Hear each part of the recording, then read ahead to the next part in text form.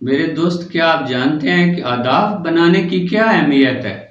اگر بچوں کو اہداف بنانا آ جائے تو زندگی خود بخود ترتیب میں آ جاتی ہے۔ بچوں کو صرف خواب دیکھنا نہ سکھائیں، بلکہ اہداف مقرر کرنا اور انہیں حاصل کرنا سکھائیں۔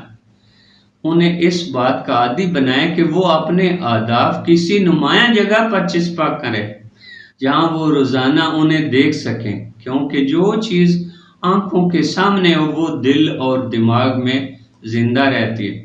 بچوں کو یہ بھی سکھائیں کہ وہ اپنے اہداف کی تکمیل کے لیے یومیہ، ہفتہ وار مراحل پر نظر رکھیں۔ وہ جانیں کہ آج کیا کرنا ہے، اس ہفتے کہاں تک پہنچنا ہے اور کیا بہتری لانی ہے۔ اور جب ہدف مکمل ہو جائے تو وہ اپنی محنت کا گوشوارہ والدین کو دکھائیں، اور والدین اس لمحے دل کھول کر سراہیں، تعریف کریں اور فخر محسوس کریں، کیونکہ والدین کی سچی تعریف بچے کی اگلی کامیابیوں کا ایندھن بنتی ہے۔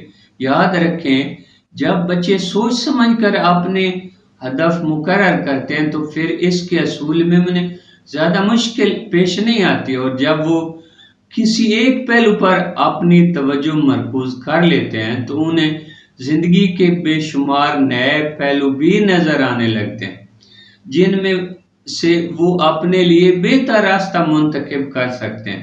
والدین کی ذمہ داری ہے کہ وہ بچوں کو ہدف مقرر کرنے میں مدد دیں۔